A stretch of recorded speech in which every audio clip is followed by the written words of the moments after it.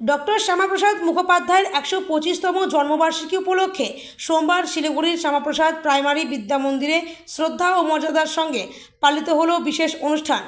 Shyamaprasad primary বিদ্যা মন্দির এবং শিলিগুড়ি পৌর নিগমের যৌথ উদ্যোগে আয়োজিত এই অনুষ্ঠানে উপস্থিত ছিলেন রাজ্যের পর্যটন ও পরিষদীয় মন্ত্রী ডক্টর শঙ্কর ঘোষ, শিলিগুড়ি পৌর নিগমের কমিশনার বীর বিক্রম রায়, বিদ্যালয়ের প্রাক্তন শিক্ষক শিক্ষিকা, বর্তমান শিক্ষক শিক্ষিকা, ছাত্রছাত্রী এবং বিশিষ্ট অতিথিরা।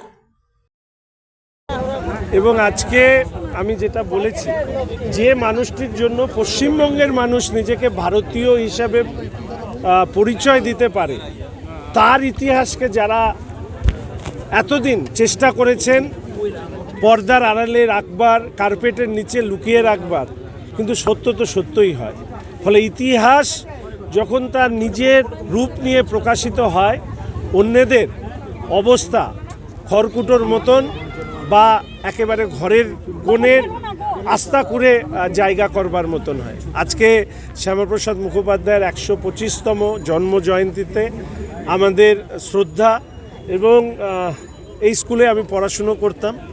ফলে স্বাভাবিকভাবেই ছোটোবেলায়ও আমি জানতাম না যে যার নামে এই স্কুল, তার আমাদের জীবনে কতখানি ভূমিকা। এবং আজকে আরও একটা আমার কাছে বেদনার, যে এই জমি যিনি দিয়েছেন কৃষ্ণপদ দে, ৩৭ বছর বয়সে তাকে মেরে ফেলা হয়।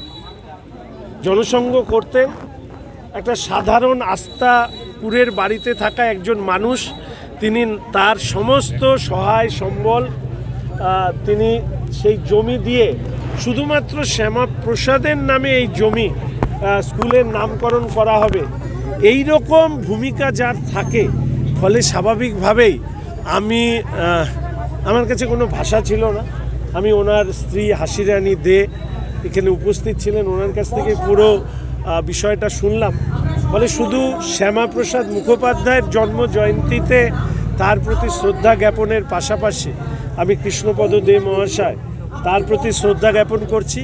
এবং আমাদের শিলিগুড়ি বিধানসভা সেবা কেন্দ্র, যেটা জনগণের উদ্দেশ্যে খুলে দেওয়া হবে, সেটা হাসিরানীদের হাত দিয়েই আমরা উদ্বোধন করব। এবং যা আমি শুনেছি, আমি নিশ্চিতভাবে আমাদের মাননীয় মুখ্যমন্ত্রীর কাছে পুরো বিষয়টি তুলে ধরব।